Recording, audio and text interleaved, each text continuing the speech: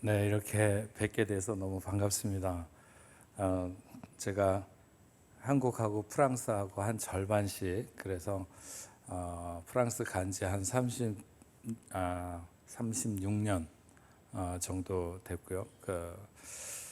그보다 조금 못하게 한국에서 산 시간이 있었는데, 어쨌든 청주는 처음 와봤습니다. 혹시 이 옆으로 고속도로를 타고 지나가기는 했을지 모르겠지만 이렇게 들어와 보기는 처음인데, 이렇게 들어오면서 학교들 뭐 이렇게 내비게이션에 보니까 학교가 굉장히 많더라고요. 그래서 여기가 굉장히 교육 도시고 또 맑고 깨끗한 도시구나, 이런 느낌을 받았는데, 오늘 여러분들 만나서 함께 이렇게 말씀으로 은혜를 나눌 수 있는 귀한 시간이 돼서 너무 감사합니다.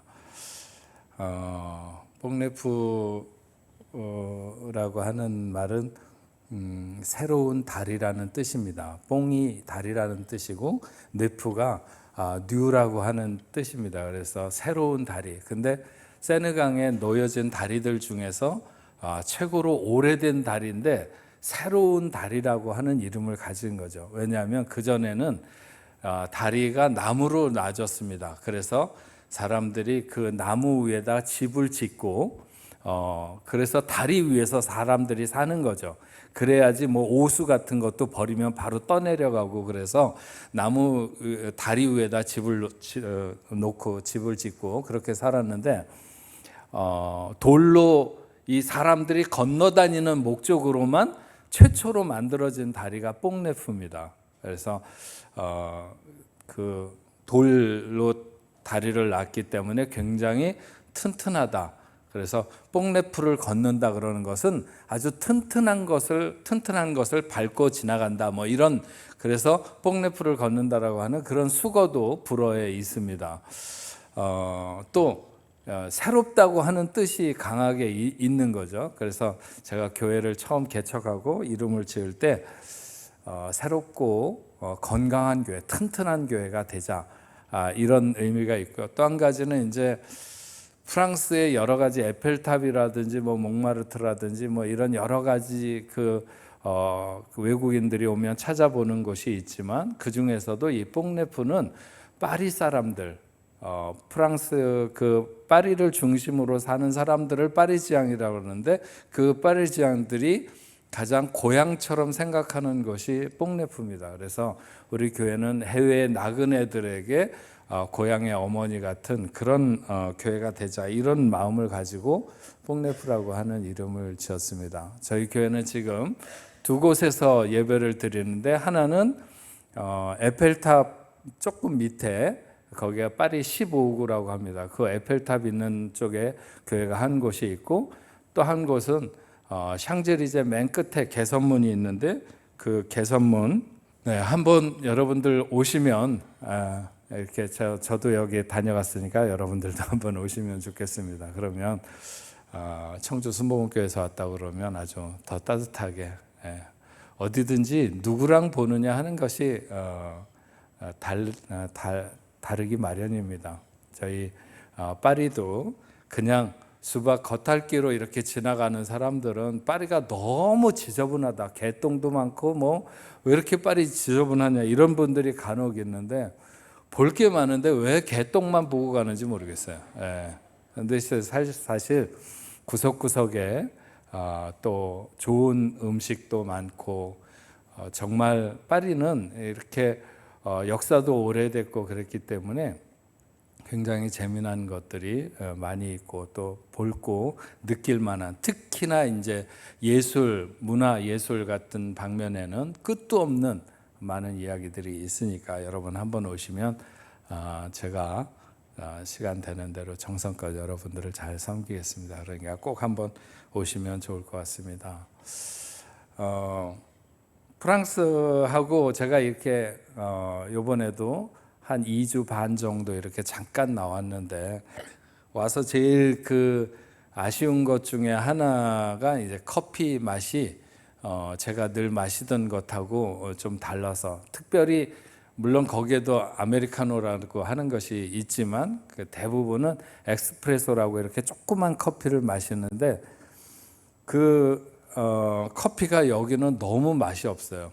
거의 모든 곳을 가서 먹어봐도 제가 있는 곳에서 먹는 그 커피 맛하고는 아주 다른 그런 커피 맛 때문에 조금 괴로운데, 어쨌든 그 커피 에스프레소가 이태리는 더 적고 프랑스도 하여튼 숟가락 그 티스푼이 하나 잠길 정도 그만큼밖에 안 되는데, 그런 얘기가 있어요. 그 에스프레소 그 커피를 설탕을 안 넣고 먹는 사람, 그런 사람은 고독을 아는 사람이다. 예, 그렇게 얘기를 하고요. 설탕을 한 스푼 집어넣고 먹는 사람은 낭만이 있는 사람이다. 이렇게 얘기를 합니다.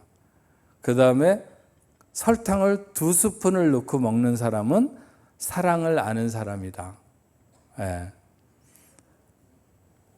3스푼을 넣고 먹는 사람은 쥐뿔도 모르면서 설탕 맛에 커피 먹는 사람이다. 이렇게 얘기를 하죠.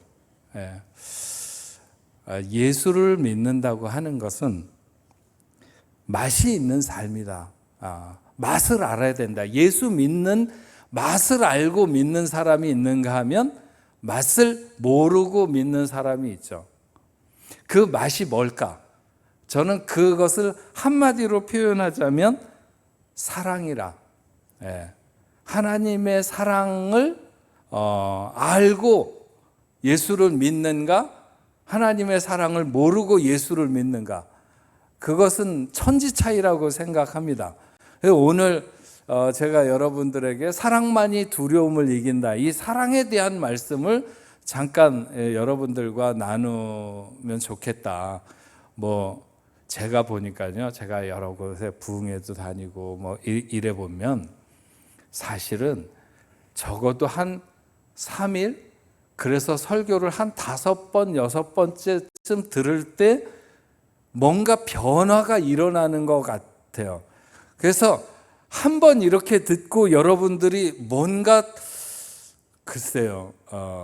그래서 사실은 저는 우리 목사님이 이렇게 오늘 와서 말씀을 전해달라고 그래서 난 목사님도 잘 모르는데 목사님이 어떻게 알고, 그렇다고 목사님 어떻게 왜 저를 부르시냐고 이런 것도 물어보기도 그렇고, 그래서 그냥 오기는 왔지만 제가 다녀보니까 여러 곳에 가서 부흥회도 해보고 그러니까 말씀을 좀 여러 시간 들을 때 비로소 변화가 일어나더라고요. 그러니까 다음에 한 번 더. 네. 제가 파리에 예전에 오래됐으니까요, 가서 이렇게 여러 부서들을 젊었을 때 36년이니까 저도 굉장히 이렇게 머리숱도 많고 그냥 청년의 때에 가지 않았겠습니까? 그래서 막 열심히 하여튼 사역을 하고 청년들도 가르치고 그랬는데, 청년 부부들을 한번 이렇게 성경 공부를 한 1, 2년 이렇게 인도한 적이 있습니다. 그런데 요즘에도 저희 파리에 이제 조금 코로나가 끝나가면서, 코로나 프랑스는 완전히 끝났습니다. 그래서 전혀 마스크도 안 하고, 그 다음에 무슨 이런 주사 맞은 거 이런 거 보여달라고 그런 것도 완전히 다 없어졌어요. 지금은 이제 8월 2일부터인가는 완전히 그런 거 다, 코로나에 대한 것은 아예 언급도 안 하고 이제 다 없어진 거나 마찬가지입니다. 물론 환자들은 있겠지만 그래도 그냥 감기처럼 이렇게 병원에 가서 하고 약사 먹고 그런 정도로 이제 완전히 끝났다고 보는 것 같습니다. 어쨌든 그러니까 이제 그게 끝나고 나니까 아직 중국은 묶여 있고 일본 사람들도 많이 여행을 못 하고 한국 사람들만 그냥, 그래서 제가 집이 또 에펠탑하고 한 100m도 안 떨어졌어요. 그러다 보니까는 동양 사람들이 이렇게 많이 돌아다니는데 그 사람들은 전부 다 한국 사람인 거예요. 한국 사람들이 지금 굉장히 파리에 여행을 많이 하고 있는데, 그 중에서 이제 신혼 부부들이 많이 옵니다. 신혼 여행 삼아서 파리로 이렇게 오는데, 오래전에 제가 그 청년 부부들을 성경 공부할 때 어떤 두 그 남녀가 신혼여행을 겸해서 유학을 온 거예요. 파리로. 그래가지고 저하고 이제 같은 교회를 섬기면서 신앙생활을 하는데 하루는 이제 성경 공부를 했어요. 성경 공부를 하고 이렇게 이제 끝나고 나가다가 이제 청년들 젊은이들이 몇 그룹이 이렇게 카페에 앉아가지고 커피를 마시고 이제 돌아갔도록. 그래서 이제 이 프랑스 사람들이 말하는 걸 되게 좋아해요. 그러니까 거기 사는 우리 한국 사람들도 뻑하면 카페에 가서 앉아가지고 같이 얘기하고 하여튼 얘기를 많이 해요. 그래서 그날도 이제 성경 공부 끝나고 나오다가 이렇게 앉아서 얘기를 하는데 그 중에 어떤 청년 하나, 여자 청년이 뭔가 저한테 말을 하고 싶은 거예요.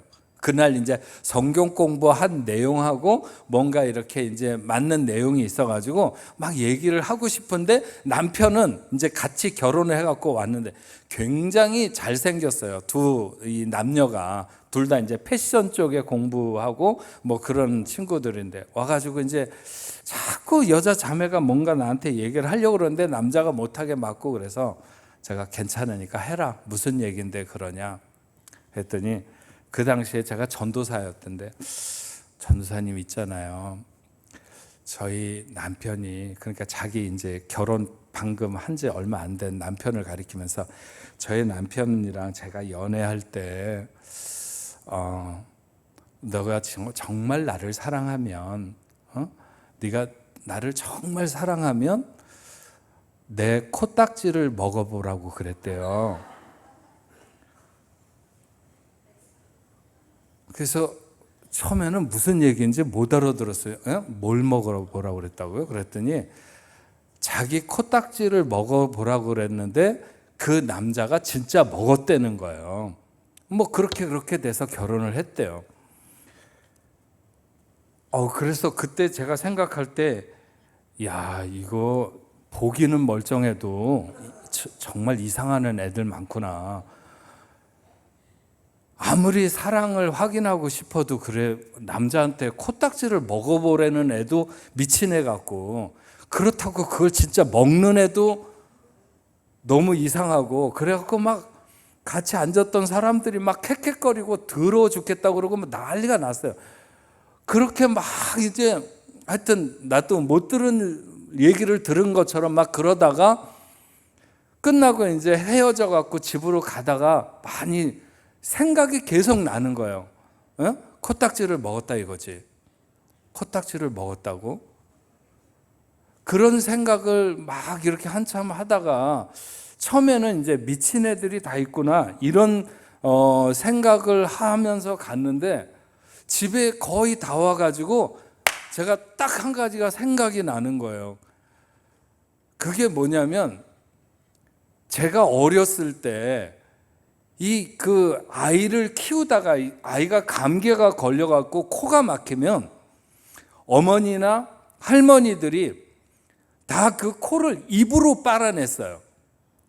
아마 여기 어른들이 계시니까 잘 알 거예요. 예전엔 지금은 이제 흡착기 같은 게 있어갖고 기계로 이렇게 그 코를 뚫어주기 위해서 이렇게 뽑아내지만 옛날에는 다 할머니들이 어머니들이 그 코에다가 대고 입으로 그걸 빨아냈다고. 그 생각이 얼뜻 나는 거예요. 그러면서 야, 그렇구나. 사랑이 참 위대하다. 사랑이 참 위대하다. 그런 생각이 드는 거예요. 그러면서 그 정말 그 어리굴젓 같은 그 아이의 코를 입으로 이렇게 다 빨아냈는데 코딱지 그까짓 거 비타민 먹듯이 그냥 꿀꺽 삼켜버리면 넘어가는 거지.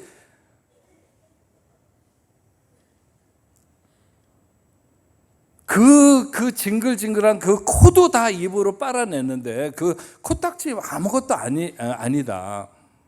그때 제가 생각한 거예요. 사랑은 더러운 게 없어. 왜? 사랑하면 더러운 게 없는 거야. 여러분, 남편이 잘 목욕도 안 하고 발도 안 씻는다고 더러워 죽겠다고 못 살겠다고? 아니요. 그거는 남편이 더러운 게 아니라 내 사랑이 식은 거예요. 부인의 사랑이 식은 거예요. 사랑하면 더럽지 않아요. 코딱지도 먹는 데잖아요.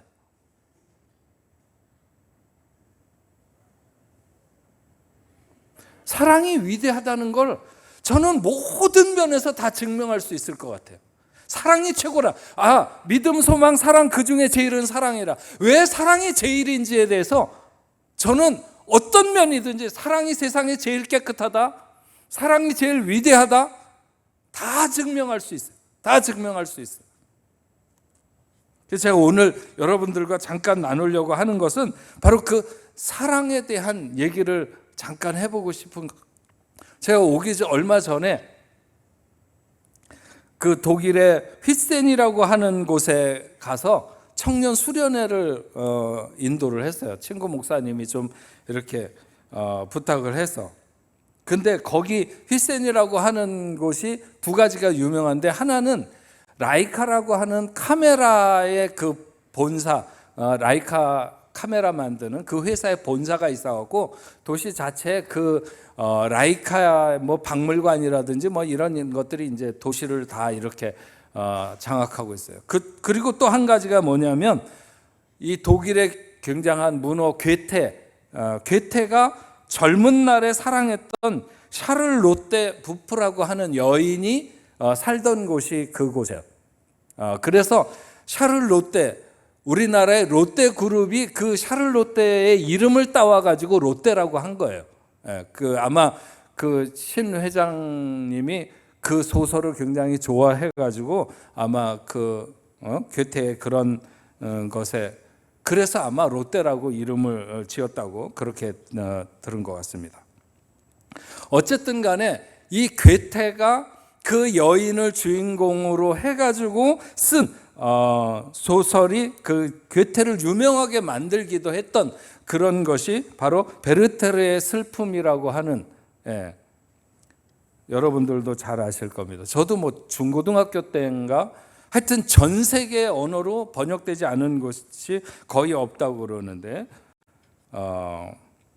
이 소설이 나왔을 때 굉장히 이 주인공 베르테르의 옷차림부터 여러 가지가 주변에 막 그냥 그 유행, 오늘날로 말하면 거의 그 무슨 BTS나 이런 것 같이 그런 신드롬이 있었다고 그래요. 그리고 나폴레옹도 이집트 같은 데 원정 갈 때 이 베르테르의 슬픔이라고 하는 책을 가지고 갔을 정도로 그렇게 아주 애독자였었다고 합니다.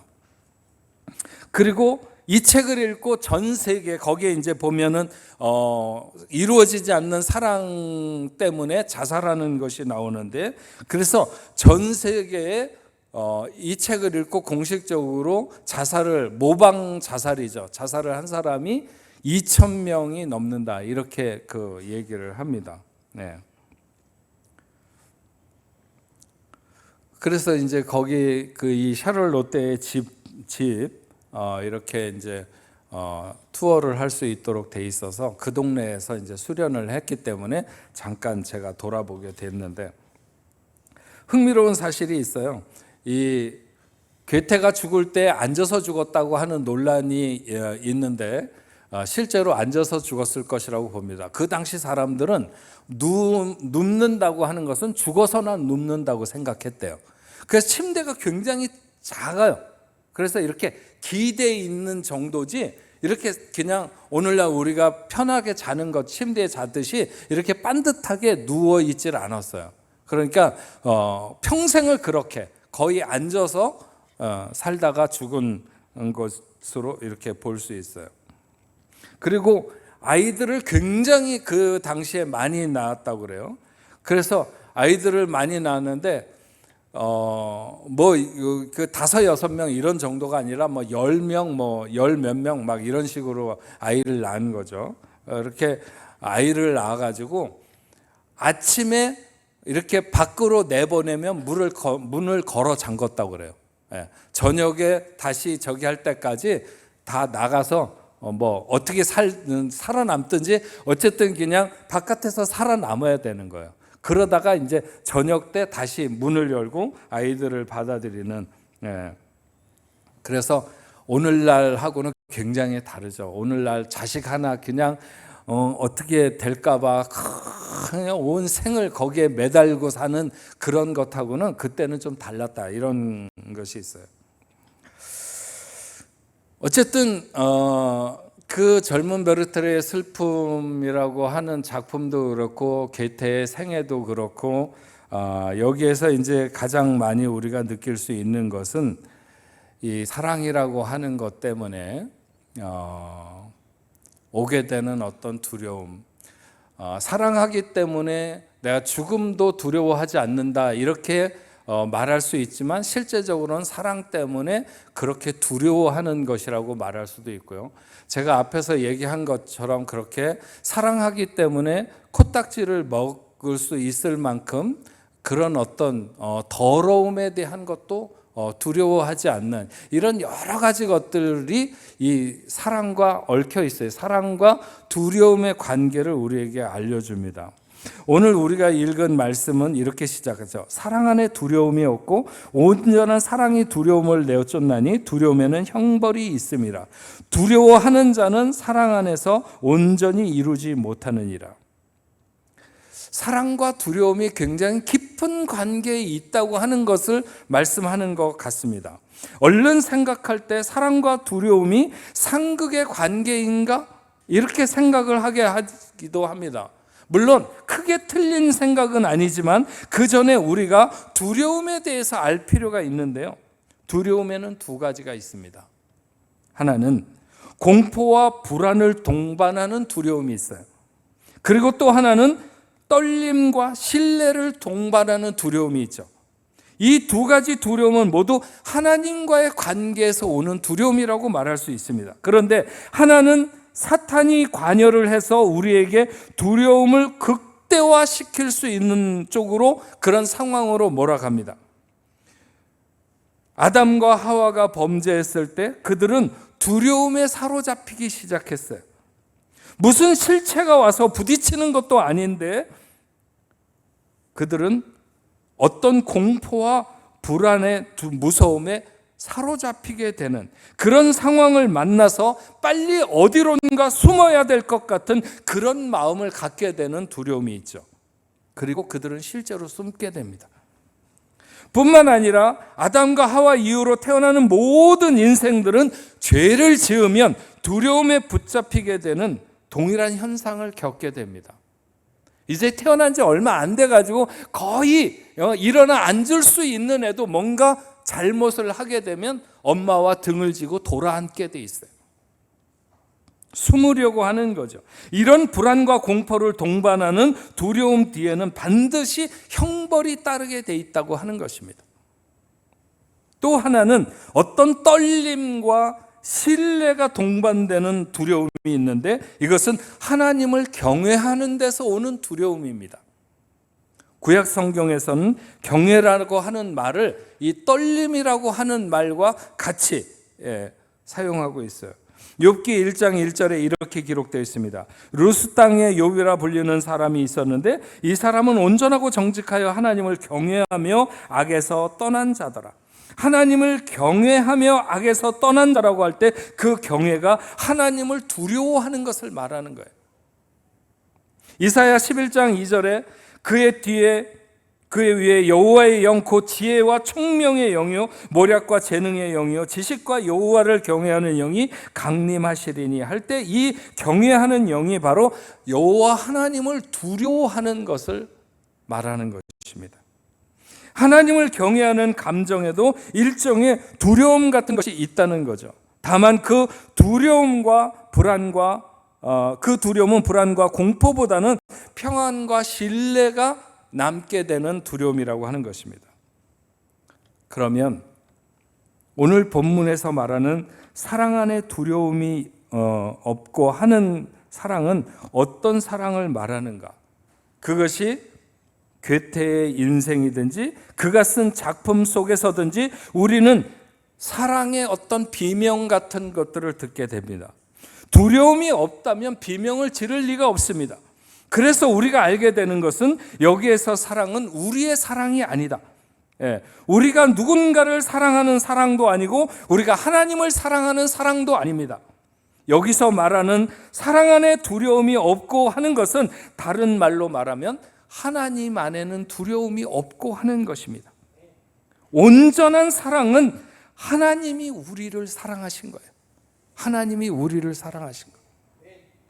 우리는 다 불완전하고 다 무익한 존재죠. 우리는 생각하는 것이나 행하는 것이나 삶의 모든 부분에 죄가 개입하는 불완전한 존재예요. 우리가 하나님을 사랑하지만 그러나 그 앞에 온전하다고 하는 말을, 온전이라고 하는 말을 과연 붙일 수 있을까? 여러분 다 하나님 사랑하는 줄 압니다. 그러나 과연 내가 하나님을 온전히 사랑한다고 말할 수 있을까요? 온전한 사랑을 하려고 하면 온전한 지식이 있어야 하고, 온전한 사랑을 하려고 하면 온전한 의지가 있어야 하고, 온전한 사랑을 하려고 하면 온전한 인내가 있어야 하고, 온전한 사랑을 하려고 하면 온전한 희생, 자기를 내어줌이 있어야 되는 것이죠. 하지만 과연 우리가 하나님이 그 아들 예수를 사랑하신 것 같이 그렇게 온전하게 사랑할 수 있는가? 마치 빛을 비추는 곳에 어둠이 즉시 물러나듯이 그렇게 두려움이 즉시 물러나는 온전한 그런 사랑을 우리가 할 수 있을까? 우리의 최선이 결코 하나님의 온전함에 도달하는 것은 아닙니다. 물론 우리의 사랑에도 두려움이 물러나는 것 같은, 사랑하면 용감해지고 겁이 없어지는 것을 우리가 조금 알고 있기는 합니다. 괴테는 여러 명의 여자들을 그의 인생에서 만나고 사랑했는데 앞에서 말했던 샤를 롯데 말고 그의 아내가 죽은 후에 1823년 74살에 19살의 처녀를 좋아해서 그에게 청혼을 하게 되죠. 무려 55년의 나이 차이가 있었습니다. 정말 그가 결혼을 하게 되었다면 괴테의 아들은 자기보다 15살이나 어린 여자에게 어머니라고 불러야 했던 그런 처지가 된 것이죠.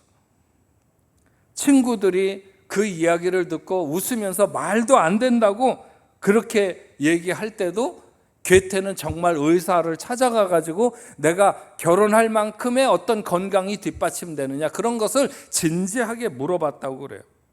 여러분, 사랑하면 사람들의 평판 신경 안 쓸 수 있어요. 어떤 용기도 생길 수 있습니다.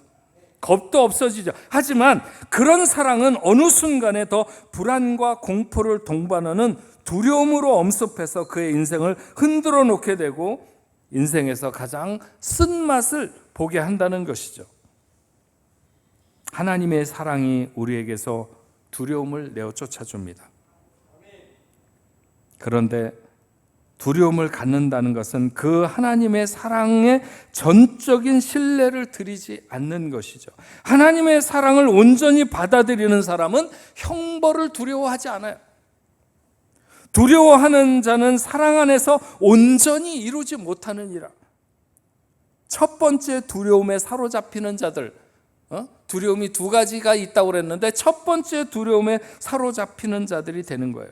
하나님을 피하고 그래서 하나님 앞에서 숨고 싶어 두려워 피하는 자, 공포와 불안이 동반되는 두려움에 빠진 자, 사랑 안에서 온전히 이루지 못한다고 하는 것은 온전히 하나가 되지 못하는 거예요. 하나님을 아직 신뢰하지 못하는 자, 자기를 위해 독생자 아들을 주기까지 사랑했음에도 불구하고 여전히 그 사랑을 의심하는 자, 바로 그 사람이 두려워하는 사람들인 것이죠. 그 두려움의 공포를, 그 불안을 없애기 위해서 주님은 우리의 피난처가 되신다고 하셨습니다. 그 그리스도를 바라보며 우리는 그분 앞에 나가야 하는 것입니다. 그에게 믿음을 드리면 됩니다. 그러면 사랑 안에서 온전히 이루어진다고 했습니다. 왜 온 세상을 밝게 해놓았어도 내가 눈을 감고 있으면 그러면 세상은 어두운 법입니다. 하나님의 온전한 사랑이 이미 어둠을 다 물리쳐 놓으셨습니다. 그것을 믿으면 두려움은 더 이상 우리 안에서 왕노릇하지 못하는 것입니다. 19절 말씀에 우리가 사랑함은 그가 먼저 우리를 사랑하셨습니다. 앞에 10절 말씀에서 사랑은 여기 있으니 우리가 하나님을 사랑한 것이 아니요 하나님이 우리를 사랑하사 우리 죄를 위하여 속하기 위하여 화목제물로 그 아들을 보내셨습니다. 사랑은 우리가 하나님을 사랑해서 시작한 것이 아니라 하나님이 우리를 사랑해서 시작된 것입니다. 신약의 사람들이 구약의 사람들보다 더 행복하다고 밖에 말할 수 없는 사실은 하나님의 사랑을 선명하게 이해할 수 있게 되었기 때문입니다.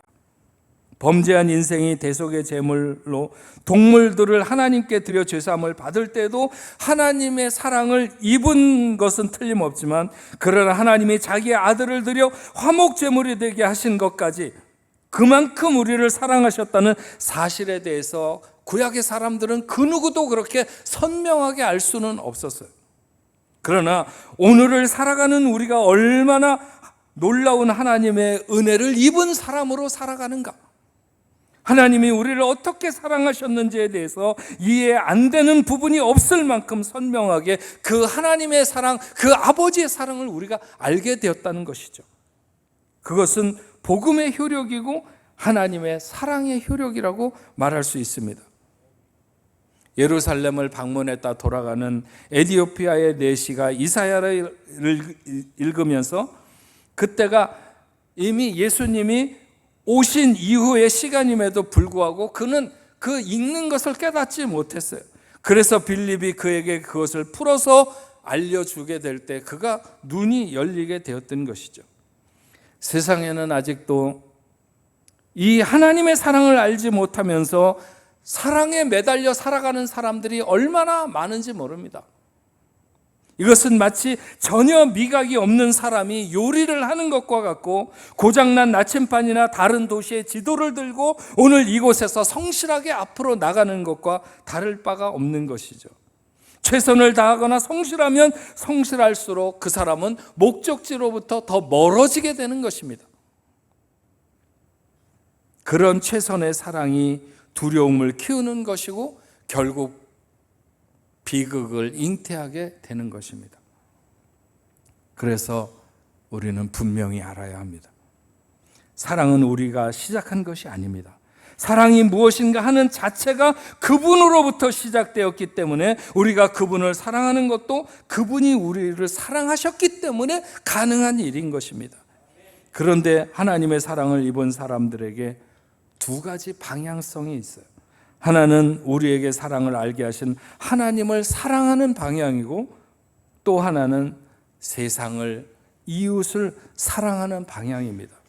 엄밀하게 말하면 하나님을 사랑하기 위한 같은 방향이라고 할 수 있는데, 정말 우리가 하나님이 우리에게 보이신 사랑을 깨닫고 하나님을 사랑하고 더 깊이 사랑을 알기 위해서 하나님이 제시하신 방법은 우리가 세상을 사랑해야 된다고 하는 것입니다. 마치 아이를 낳아보기 전에는 부모의 마음을 다 알 수 없는 것처럼, 하나님을 정말 사랑하기 위해서는 원수된 우리를 사랑하셨던 주님처럼, 죄인된 우리를 사랑하셨던 주님처럼 아직도 하나님의 사랑을 알지 못하는 사람들을 사랑하고, 사랑을 주어도 원수의 감정으로 돌려주는 우리의 형제들을 사랑하면서 우리는 하나님 사랑하는 것이 무엇인가 하는 것을, 그런 마음을 키워갈 수 있게 되는 것입니다. 하나님을 사랑하는 사람들에게 하나님은 한 가지 그것을 알아보고 증명할 수 있는 장치를 마련해 두셨습니다. 그것은 보이지 않는 하나님을 사랑하기 위해서는 보이는 형제를 사랑해야 된다고 하는 것입니다. 그래서 그런 말씀을 하셨어요. 너희가 하나님 앞에 예물을 드리다가 그 형제와 불화한 것이 생각나거든 가서 그 형제와 화해하고 와서 그 예물을 드려라. 그래야만이 내가 그것을 받겠노라. 하나님은 우리가 보이는 형제를 사랑하는 것에 대해서 엄청나게 중요하게 말씀하고 있습니다. 그 보이는 형제를 사랑하지 않으면서, 사랑하지 못하면서 보이지 않는 하나님을 사랑한다고 하는 것은 말이 안 되는 것이다. 응? 네 옆에 보이는 형제를 사랑하지 못하면서 보이지 않는 하나님을 사랑한다고 하는 것은 말이 안 되는 것이다. 보이지 않는 하나님을 가장 깊이 사랑할 수 있는 길은, 그것은 보이는 형제를 사랑함으로 우리가 가까이 다가서게 되는 것입니다. 그래서 하나님을 사랑하는 마음이 있는 사람들은 항상 따뜻한 법이에요. 따뜻한. 네. 어떤 사람이 냉정하거나 냉소적이면서 정확하다는 것만으로 하나님을 깊이 사랑하는 사람이 있을까요? 저는 아직까지 몇십 년을 목회하면서도 그런 사람을 본 적이 없어요. 하나님을 많이 사랑하는 사람은 그 형제에게도 늘 사랑이 흘러가고 있어요. 이웃을 사랑하는 마음 자체가 따뜻하고 풍성하고, 그래서 늘 손해보고 손해보기를 작정하면서 살아가는 사람처럼 그렇게 세상 앞에 살아가는 사람들이죠. 저 사람은 바본가? 왜 저렇게 맨날 손해본? 아니요, 그렇지 않습니다. 하나님을 깊이 하는 사람은 남을 자꾸 이기려고 하는 사람이기보다는 오히려 지려고 하는 사람이고, 져주는 사람이고, 억울한 일을 당하는 사람이고, 예. 나누어 주는 것에 대해서 풍성하면서도 돌려받는 것에 대해서는 늘 셈이 정확하지 않고, 그런 삶을, 예, 항상 흘려보내는 것에 마음을 쓰고 다른 곳으로 눈을 돌리는 마르지 않는 샘 같은 삶을 살아가는 사람이 정말 하나님을 사랑하는 사람이고, 그런 마음을 가지고 살아가는 사람인 줄로 믿습니다. 그래서 보이지 않는 하나님을 사랑하는 것, 그것은 보이는 형제를 사랑하는 것, 하나님이 그것으로 그 길을 지정하신 거예요.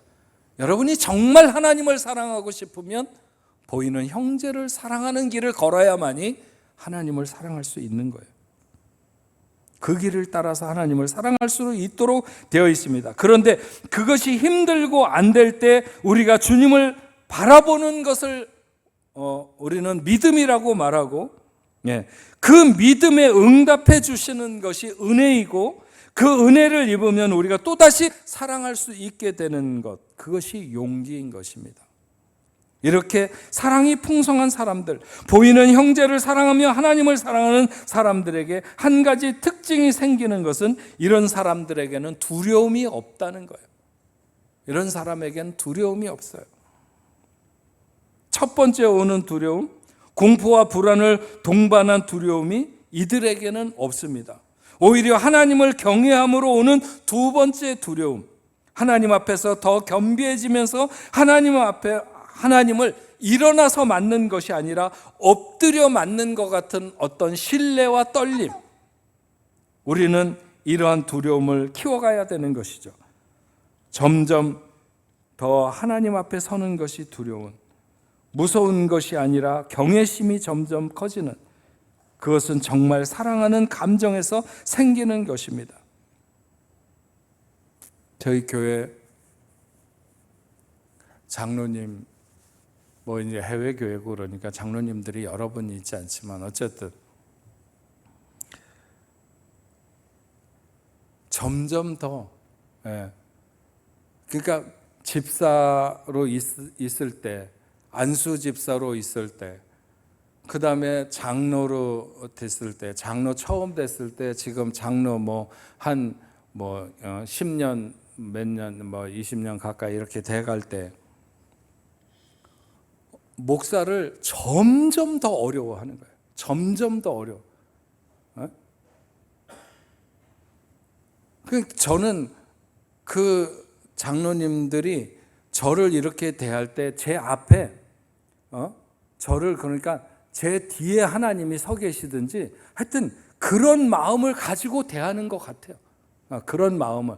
제가 뭐라고, 인격적으로 얼마나 부족하고 모자른지 그분들도 잘 아실 것 같아요. 근데 그분들은 점점 더 마치 하나님을 대하는 것처럼 그렇게 그렇게 깍듯하고 그렇게 점점 더 어려워하는, 점점 더 좋은, 하나님 앞에 좋은 사람 되려고 마음 먹고 걸어가는 그런 것이 느껴집니다.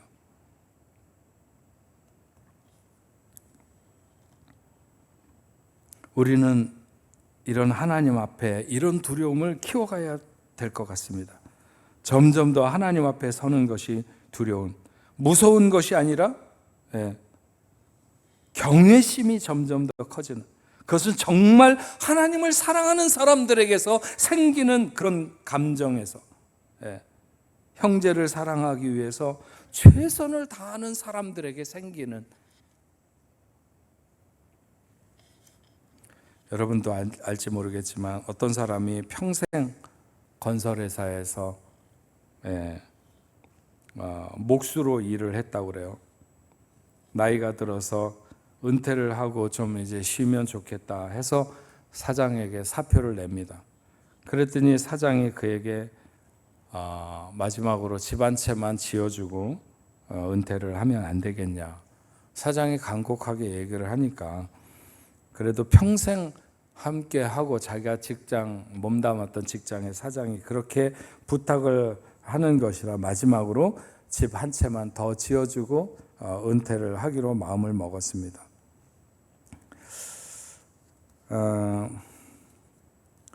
그래서 일을 하는데 자기가 일을 그만둔다고 생각해서 그런지 모르겠지만 평소처럼 그렇게 일이 잘 손에 잡히지가 않는 거예요. 그래서 대강 이렇게 집을 짓게 됩니다. 최선을 다하지 않았기 때문에 그렇게 만족스러울 만한 그런 집이 나오지 못했어요. 겉모양은 그럴듯했지만 꼼꼼하게 살펴보면 좋은 집이 아니다, 이렇게 말할 수밖에 없는 집이 된 거죠. 어쨌든 간에 집을 완성하고 사장에게 그 집키를 넘겨주게 되었습니다. 그랬더니 그 사장이 그 집키를 다시 목수에게 넘겨주면서 목수에게 이렇게 말했다고 합니다.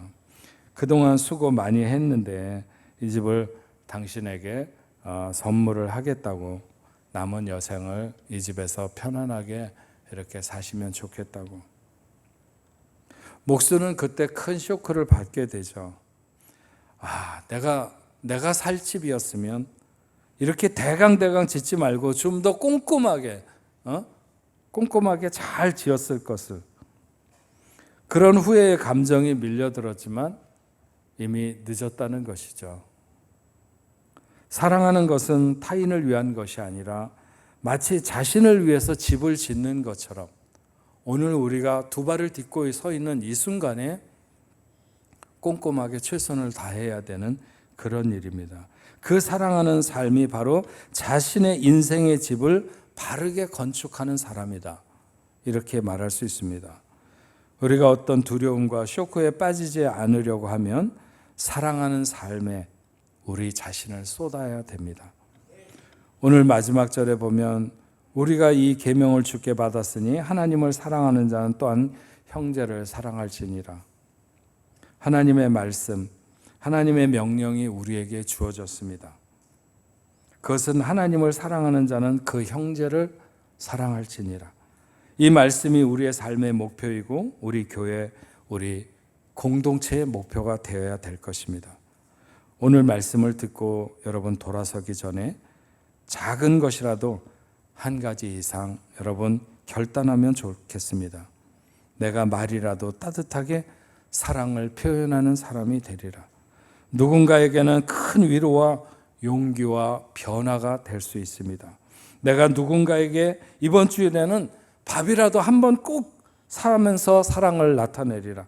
그 밥 한 그릇이 평생 살아가는 그 사람의 힘이 될 수 있다는 사실을 오늘 우리가 알면 좋겠습니다. 하나님은 사랑이고 사랑이 하나님입니다. 우리의 삶에서 공포와 불안, 두려움을 걷어내는 일은 하나님 사랑 안에 거하는 것이고, 우리가 하나님을 사랑하고 더 사랑하기 위해서 형제를 사랑하는 것, 그것이 중요합니다. 그러면 우리의 삶에는 어느덧 두려움의 그림자는 얼씬거리지도 않을 것이고, 사랑은 모든 두려움을 이겨내게 될 것입니다. 사랑으로 사탄의 의지인 두려움을 꺾어놓는 오늘 청주 순복음교회 모든 성도 여러분들이 되시기를 주님의 이름으로 축원합니다. 기도하겠습니다.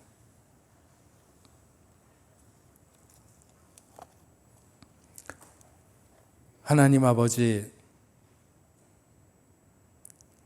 오늘 당신의 사랑하는 귀한 재단 청주 순복음교회 이렇게 한국을 방문했다가 갑자기 이렇게 들리게 되었습니다. 하나님, 정말 눈물로 그동안 이 교회를 세우고 이끌어 오신 하나님의 종들과 또 오늘 이 강단을 책임지고 이끌어 가시는 귀한 담임 목사님, 그리고 모든 성도들이 한마음 한뜻이 되어서 이 시대에 정말 하나님을 깊이 사랑해서 두려움은 조금치도 없는 그런 담대한 삶이 될 수 있도록 주여 도와주시옵시고, 오히려 형제를 사랑하고 하나님을 깊이 사랑함으로 말미암아 하나님에 대한 경외심이 높아지는 그런 온전한 모습을 우리 청주 순복음교회 위에 하나님 허락하여 주옵소서. 하나님, 흔들리는 시대입니다.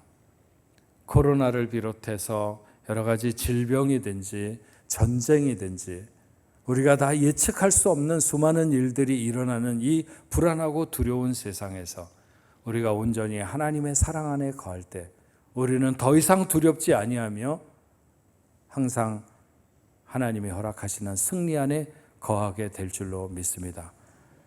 하나님의 귀한 자녀들, 오늘 마음에 결심한 대로 우리가 정말 하나님을 사랑하고자 하면 내 옆에 눈에 가시처럼 보이던 형제와 자매들을 사랑하는데 내 삶의 힘을 온전히 쏟을 수 있도록 주여 도와주셔서 언젠가 하나님 앞에 서는 날 잘했다 칭찬받고 승리의 삶을 인정받을 수 있는 그런 길을 가는 우리가 되게 하여 주옵소서.